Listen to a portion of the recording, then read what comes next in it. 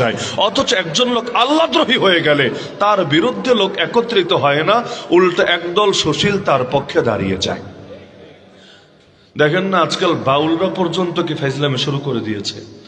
আবুল সরকার নামে 2 পয়সার বাউল, নাউযুবিল্লাহি মিন যালিক, আমার আল্লাহকে নিয়ে যে কটূক্তি করেছে, ইসলামী রাষ্ট্র ব্যবস্থা থাকলে তো এতক্ষণ আর কল্লাই বাকি থাকার কথা না। এমন নিকৃষ্ট শব্দ, যেই শব্দটারে আল্লাহ রাখেন, দুনিয়ার কোন মানুষের সামনেও কোন ভদ্রলোক উচ্চারণ করতে পারবে না, নকলে কুফর কুফর নাবাসত হিসাবে বলা যায়। তার বাক্য হলো এতটা নিকৃষ্ট, সে বলে সে নাকি আল্লাহর কথার গোয়াও পায় না, আগাও পায় না।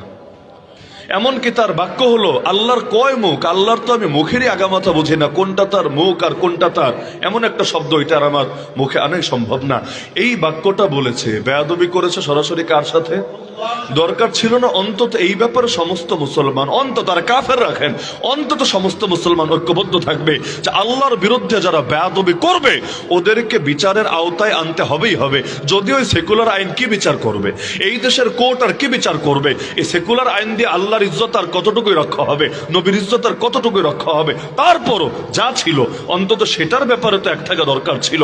অথচ এখন এসে বিভিন্ন নাস্তিকরা, সুশীলরা, বামরামরা, শাহবাগীরা, এমনকি দুদিন আগে গজিয়ে ওঠা কোন রাজনৈতিক দলটা পর্যন্ত বলছে আরে একজন লোকের ভিন্ন মত থাকতেই পারে, তাই বলে হুজুররা তার বিরুদ্ধে উগ্রতা দেখাতে যাবে কোন দুঃখে? নাউযুবিল্লাহি মিন যালিক। আল্লাহরে গালি দেওয়া নাকি ভিন্ন মত? হ্যাঁ, ওর সংবিধানটা গালি দেওয়া ভিন্ন মত না, ওর নেতারে গালি দেওয়া ভিন্ন মত না, ওর দলকে গালি দেওয়া ভিন্ন মত না। ওই সবগুলোর ব্যাপারে সাজা হতেই হবে, না হলে ওরা চুপ করে বসে থাকবে না। তাহলে আমার আল্লাহকে গালি দেওয়া নাকি ভিন্ন মত, যার মনে চায় গালি দিবে, আর আমাদেরকে চুপ করে বসে থাকতে হবে। বিগত দিনে পলাতক নেত্রী সংসদ থেকে শুরু করে বিভিন্ন জায়গায় দাঁড়িয়ে পর্যন্ত বলতো আরে কে কাফের আর কে মুসলমান, এটা আল্লাহর উপর ছেড়ে দিলেই তো চলে, কাদিয়ানিরা কাফের, এটা নিয়ে হুজুরদের এত মাথা ঘামানোর কি আছে, এত আন্দোলন সংগ্রামের কি আছে? এই স্বাধীনতা 54 বছর পর্যন্ত একই স্লোগান দিতে হচ্ছে, নবীর পরে নবী নাই, সংসদে আইন চাই। এই কথাটা পর্যন্ত ওদেরকে বোঝানো যাচ্ছে না যে আল্লাহর নবীর ইজ্জত হেফাজতের দায়িত্ব না নিয়ে কেউ নিজেকে মুসলমানদের অভিভাবক ভাবার কোনো প্রশ্নই আসে না।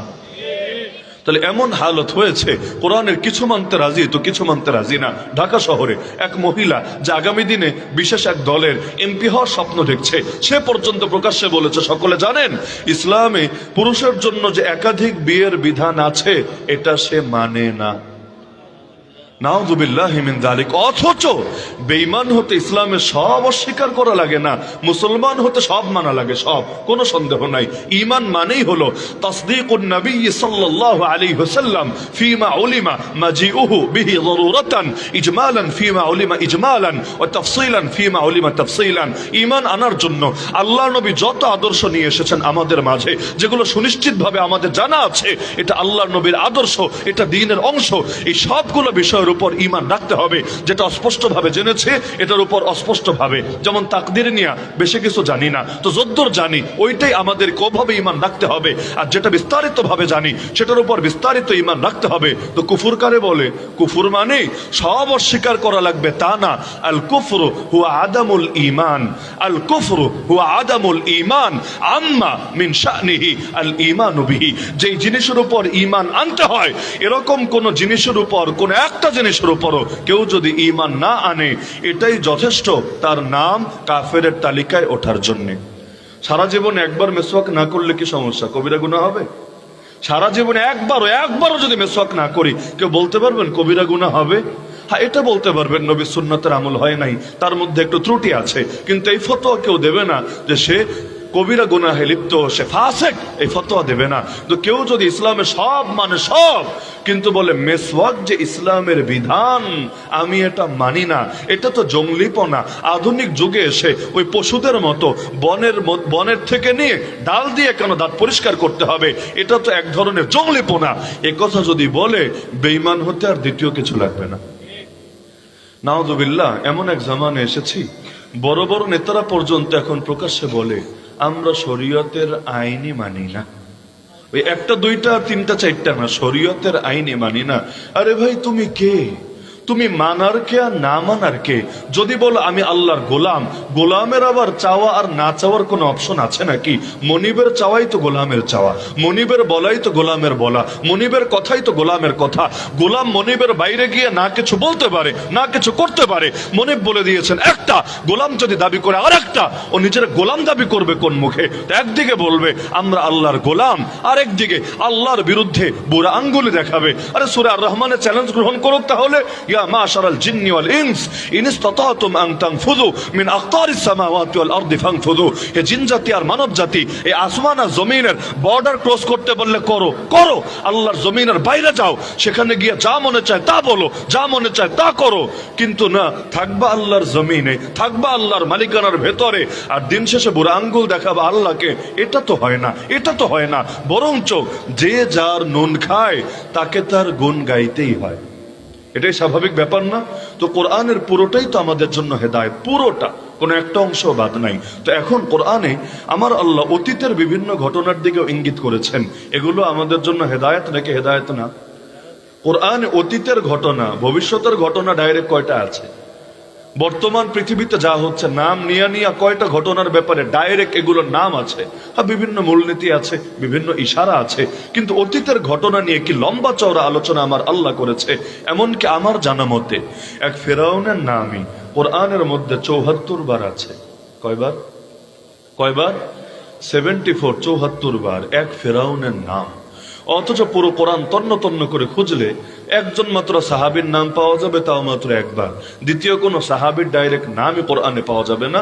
যে সাহাবীর নাম পাওয়া যাবে তিনি হলেন নবীজির পালক পুত্র যায়েদ রাদিয়াল্লাহু আনহু, যায়েদ রাদিয়াল্লাহু আনহু। এছাড়া না আবু বকর পাবেন, না ওমর পাবেন, না ওসমান পাবেন, না আলী পাবেন রাদিয়াল্লাহু আনহুম আজমাইন। আর তাদের দিকে বিভিন্ন ইঙ্গিত পাবেন, বিভিন্ন ইশারা পাবেন, বিভিন্ন আয়াতের তাফসীরের মধ্যে তাদের কথা পাবেন, লেকিন সরাসরি নাম পাবেন না।